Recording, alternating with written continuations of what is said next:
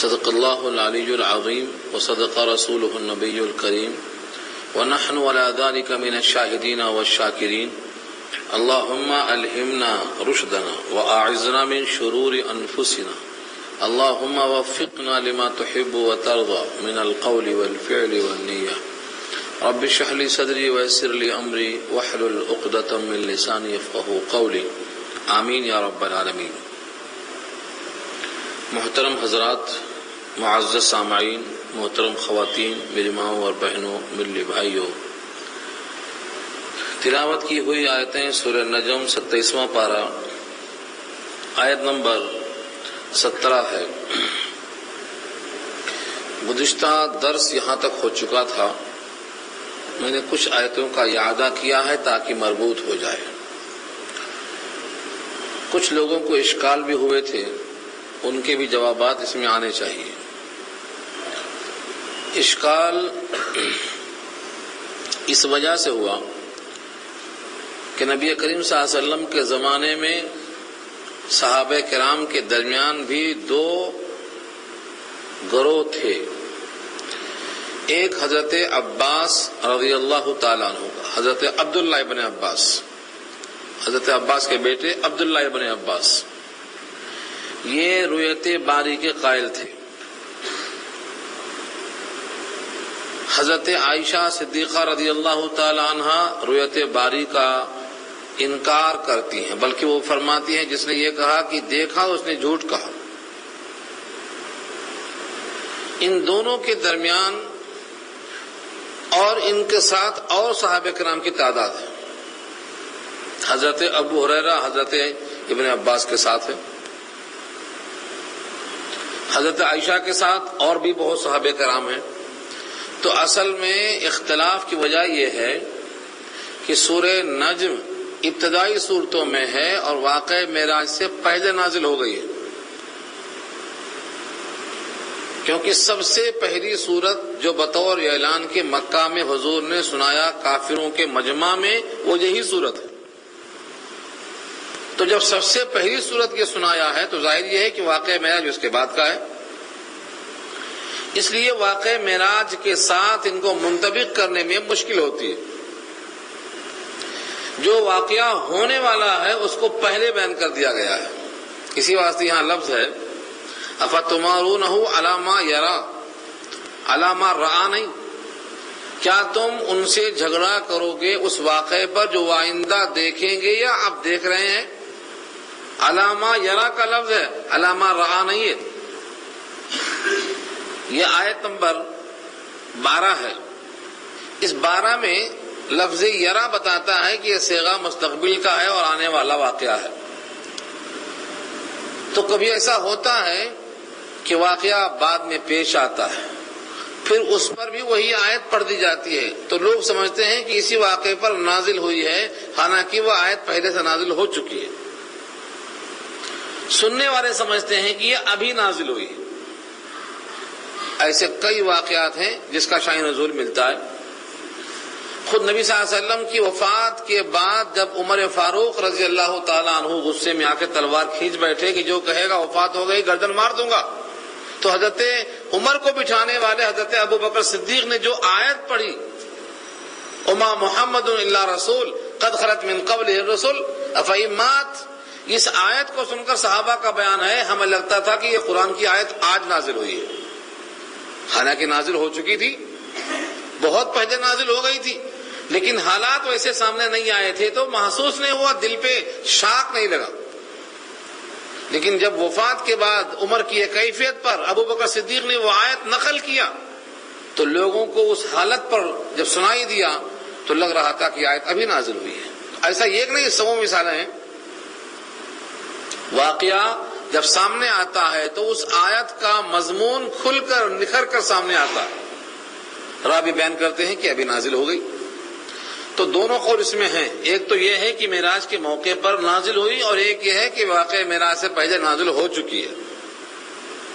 اگر نازل ہو چکی ہے تو معراج کے واقعات منطبق نہیں ہوں گے، اور اگر اسی موقع پر نازل ہوئی ہے تو واقعات منطبق ہوں گے۔ پھر رویت میں جو اختلاف ہے دراصل لفظی ہے۔ حضرت شیخ الہند کی رائے یہ ہے وہ فرماتے ہیں رویت دو قسم کی ہے. ایک رویت جس کا عائشہ رضی اللہ تعالیٰ عنہ انکار فرماتی ہیں، وہ رویت کا نام ہے احاطہ. تجلیات ربانی کا احاطہ نہیں کر سکتا کوئی، لا تدرکہ الابصار. اور جس رویت کا اس بات فرماتے ہیں وہ تجلیات اور انوار کو دیکھنا مراد ہے.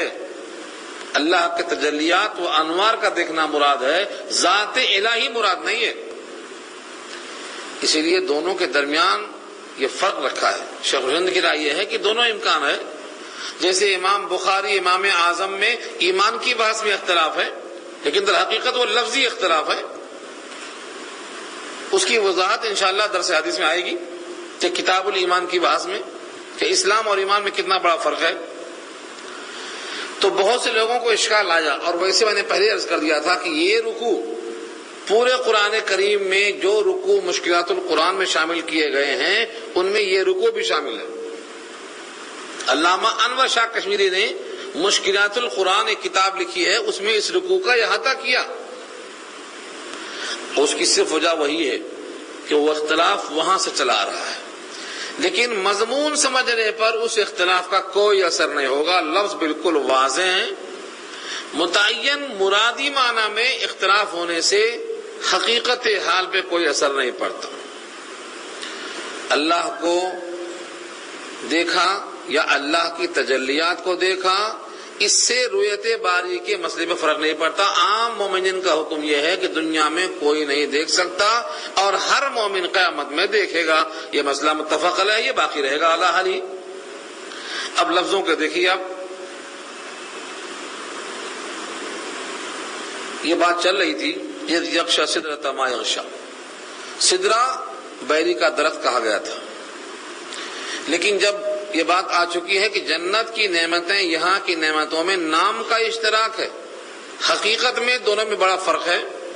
تو ایسے سدرہ جو بیری کا درخت ہے، نام تو بیری کا درخت ہے، لیکن وہ بیری کا درخت کیا اس درخت کی طرح ہے جو دنیا میں ہے؟ یہ بات سمجھنے کی ہے. اللہ نے سدرہ کہا کر بیری کا درخت واضح کیا، لیکن وہ بیری کا درخت وہاں کا ہے، دنیا کا نہیں ہے. اس کی کیفیت کیسی ہے؟ خود فرمایا اذ یغشی السدرۃ ما یغشی، جبکہ ڈھانپ رہے تھے اس درخت کو جو کہ ڈھانپ رہے تھے، یعنی سونے کے پتنگے اور ہر پتوں پر فرشتوں کا ظہور. اس طرح سے انوار و تجلیات کا جو ظہور ہو رہا تھا، یہاں اشارہ اسی کی طرف ہے، کیونکہ ایک چیز نہیں ہے.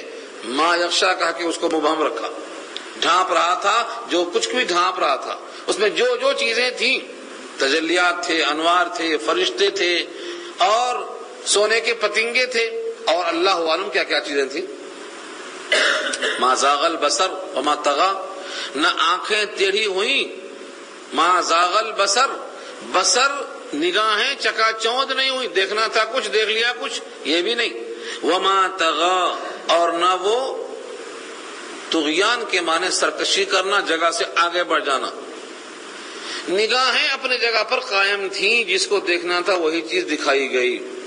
یہاں تک بات آ چکی تھی گزشتہ ہفتہ. اب اگلی بات سننا ہے لقد رأى من آیات ربہ الکبریٰ پر. تمہیدی باتیں تھیں، البتہ تحقیق آپ نے دیکھا اپنے رب کی بڑی بڑی نشانیاں. آیات ربہ الکبریٰ، الکبریٰ کبیر سے مؤنث ہے، یہ صفت ہے آیات کی. اپنے رب کی نشانیاں دیکھی. کون سی؟ جو بڑی بڑی نشانیاں. نشانیاں اللہ کی خود ہی بہت بڑی ہیں، پھر ان میں بھی جو بڑی نشانیاں ہیں بندہ اس چیز کا ادراک نہیں کر سکتا. احادیث میں آتا ہے کہ اللہ نے کیا کیا دکھلایا، نشانیوں میں کیا کیا چیزیں ہو سکتی ہیں. تجلیات ربانی بھی مراد ہو سکتے ہیں، آیات رب میں وہ بھی آتا. ایک تو ہے ذات باری، اور ایک ہے تجلیات باری، اور ایک ہے انوار باری. تجلیات اور انوار میں تھوڑا فرق رکھا ہے.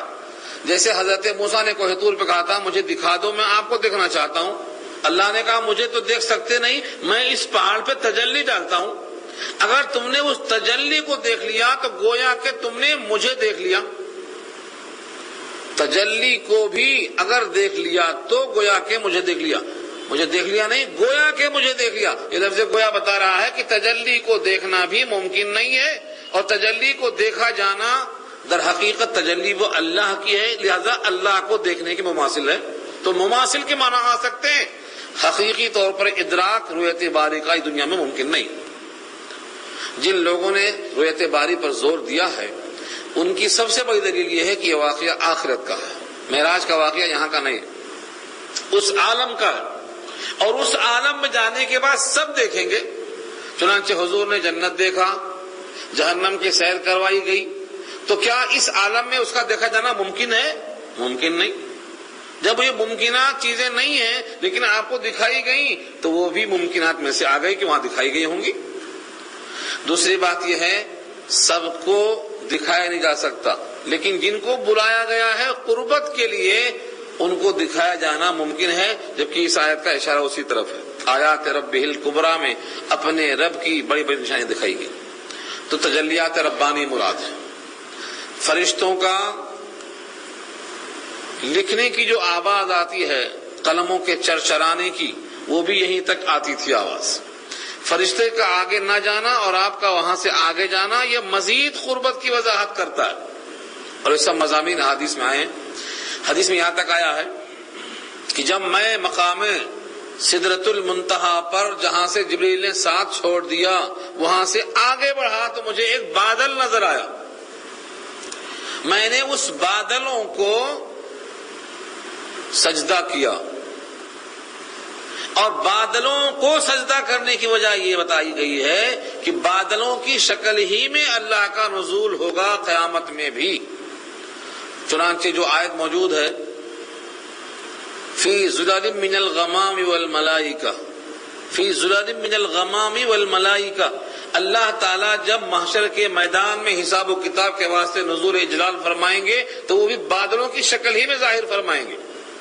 وہ بادل جب یہاں دیکھا مقام سدرہ پر تو اللہ تعالیٰ کی تجلیات اس بادل میں محسوس کی گئی، تبھی تو آپ نے سجدہ کیا۔ سجدہ کرنے کی روایت ابن کثیر نقل کرتے ہیں۔